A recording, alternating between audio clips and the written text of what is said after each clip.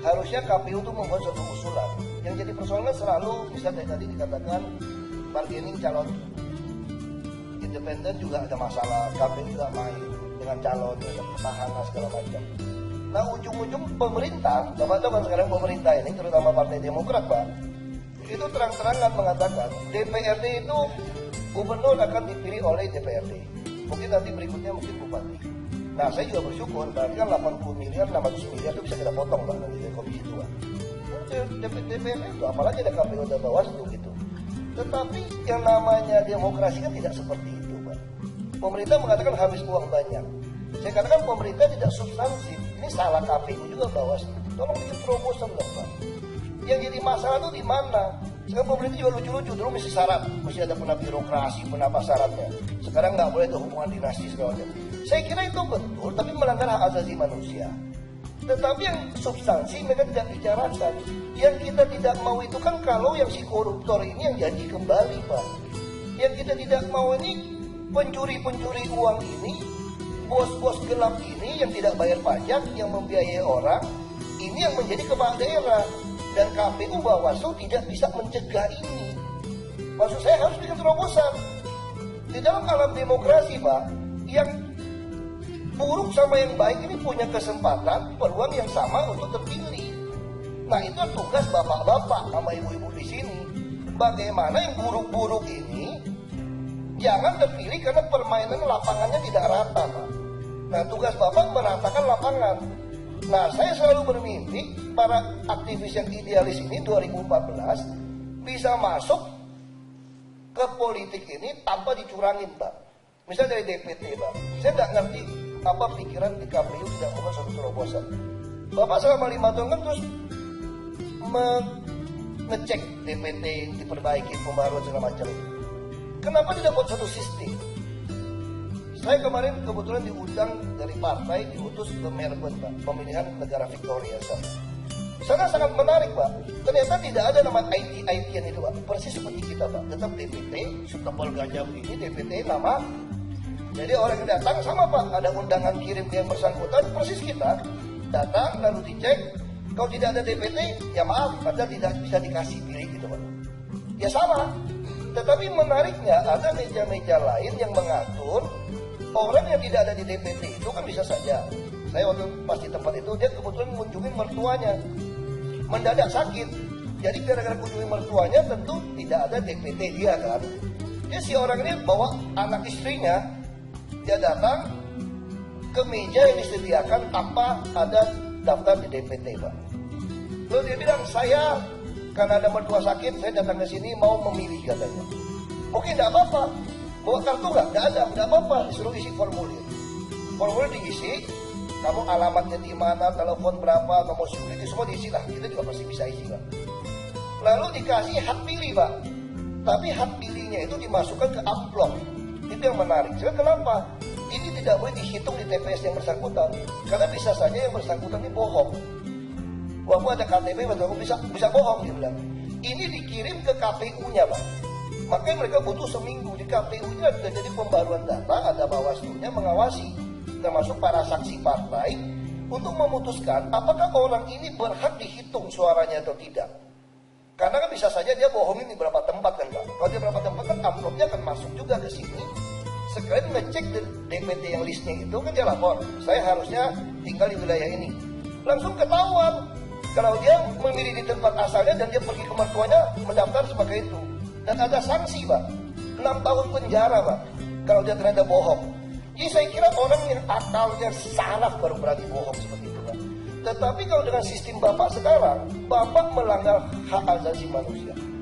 Bapak memasang iklan, biaya begitu besar, supaya masyarakat ikut partisipasi memilih. Tetapi orang yang begitu rajin sampai ke TPS Pak, hanya gara-gara DPT-nya tidak ada namanya, Bapak hilangkan hak pilih. Apalagi kalau KPUD-nya juga oknumnya main Pak. Seperti saya kan alamin dulu Pak, DPT itu kosong Pak. Siapa yang datang perlu diisi tangan. Bapak boleh cek Pak, pemilihan gubernur Bangka Belitung itu isi tangan Pak. Hampir semua DPT-nya itu isi tangan, tidak ada di dalam list tertulis. Jadi itu kan sangat-sangat keterlaluan. Jadi apa? Berarti bapak-bapak membuat permainan lapangan tidak rata, yang buruk yang terpilih, Pak. Itu dari sisi pendaftaran DPT. Nah itu saya mau tanya, kenapa KPU tidak ada terobosan seperti itu? Lalu yang kedua, Pak, kita tahu, saya tidak mau mempersoalkan sistem komputer Bapak, Pak. 2009 kemarin, kok saya tahu persis ada sesuatu yang aneh gitu, Pak. Satu kecamatan di Kabupaten Belitung, saya dari sana, Pak, dari jam 2 dihitung sampai jam 5, satu kecamatan saya sudah 8.000 suara saya, Pak. Begitu direkap, suara tinggal 6.000, Pak, seluruh kabupaten, Pak. Lalu seluruh Pulau Bangka, 5 kabupaten kota, waktu Bapak masih bikin rekap di Borobudur, saya sudah nilainya 17.000. Lawan saya baru 3.000, 2.000. Begitu selesai rekap, saya sudah 17.000, dia 35.000, Pak. Lalu bagaimana saya bisa duduk di sini, Pak? Karena kemudian Belitung Timur ada membuat film dokumenter saya, Pak, dari perusahaan film. Dia filmin semua, waktu ngisi hitung itu, oknum sana nggak berani main, Pak. Saya menang 44%, duduklah saya di DPR sini. Nah, pertanyaan saya, kenapa Bawaslu tidak mau foto? Saya buktikan kemarin pemilu kada di Berlin, saya turunkan kamera, turunkan digital, saya shoot semua, itu masih ada oknum mau main. Di dalam lembaran kertas itu dia tidak mau tulis lokasi TPS-nya, dibikin kosong. Itu kan pelanggaran. Karena saya komisi 2, saya bisa pulang, ini pelanggaran, saya bilang. Begitu dia tulis, kita filmkan, tidak ada suara yang berubah, Pak. Makanya adik saya bisa dapat 42,67%. Maksud saya, apakah Bawaslu KPU tidak ngerti urusan begitu murah tidak bisa saudara lakukan? Ini untuk mencegah maling-maling yang jadi pejabat. Supaya idealis-idealis aktivis ini bisa bertanding yang sama. Kalau tidak, Pak, kita frustrasi semua. Lalu seperti quick count. Kenapa LSI bisa quick count? Dia bukan ngarang-ngarang, Pak. Itu betul-betul tiap orang melaporkan dari TPS-nya. Di Australia juga sama ternyata, Pak. Jadi mereka langsung ditelepon, Pak. Saya bilang, bagaimana kalau teleponnya bohong? Ini kan tercatat, ada handphone, ada jaringan handphone, ada telepon biasa. Kalau yang tidak ada hanya sekelompok kecil lah. Jadi semua dari laporkan langsung keluar secara nasional. Kalau terjadi katanya, begitu pengurus PPK atau PPS-nya datang, yang menelepon tidak sesuai dengan tertulis, dia bisa pidana, Pak, karena banyak saksi. Bapak bayangin kalau kita belanja lewat bank, Pak, ya. Itu kan ditanya, saya konfirm ya, hari ini jam sekian kamu bicara dengan saya. Itu terekam gitu, Pak. Kita bisa bangun sistem itu. Jadi sehingga yang tertulis memang tertulis itu yang menjadi terakhir. Tetapi suara masuk sudah nggak bisa dielakkan gitu, Pak. Kecuali bapak-bapak memang ada niat mau main, Pak. Kalau nggak ada niat main, ini sistem terbaik. Saya mulai curiga, apakah di KPU Bawaslu ada oknum yang memang mau main gitu loh. Kenapa tidak mau bikin sistem yang baik? Ini murah sekali kok. Nah itu pikiran saya. Nah terus yang lagi yang satu mengenai uang. Ini kan berbicara soal politik uang segala macam, Pak. Kita juga kasihan orang nggak punya duit ikut pilkada, Pak. Yang punya duit sudah pasang baliho di mana-mana segede gajah, sampai 12 meter.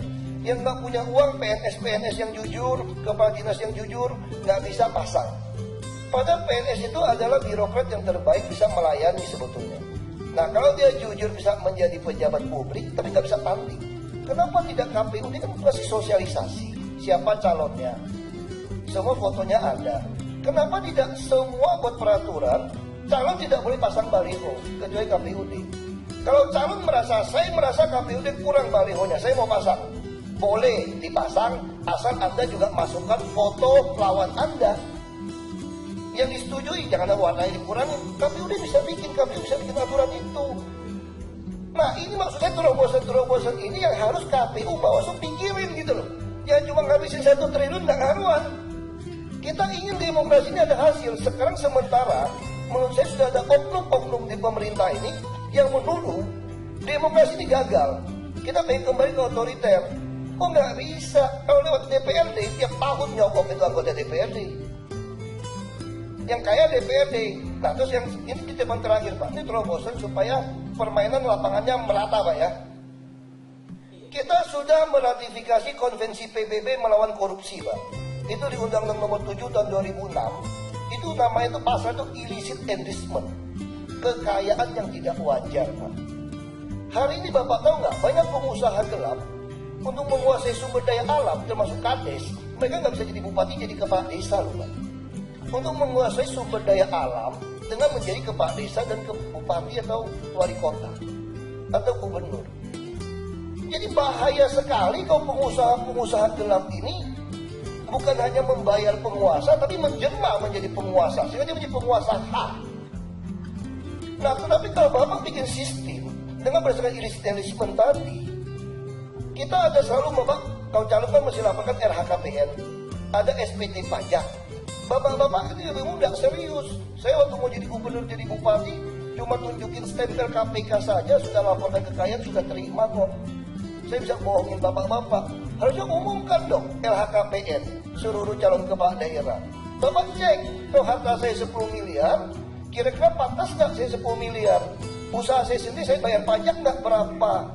Kalau saya tidak sesuai, kalau saya masih ngotot mau ikut, sita buat negara hartanya. Disitulah rekonsiliasi kita, Pak. Jadi mantan koruptor, silakan Anda nikmati korupsi Anda, asal jangan main-main melawan aktivis yang idealis. Itu fungsi KPU, Bawaslu maksud saya. Kalau tidak, 5 tahun saya di sini pun nggak ada gunanya bapak-bapak ngabisin uang maksud saya. Itu kira-kira pendapat saya. Bapak silakan komentar. Maunya saya seperti itu, Pak. Terima kasih.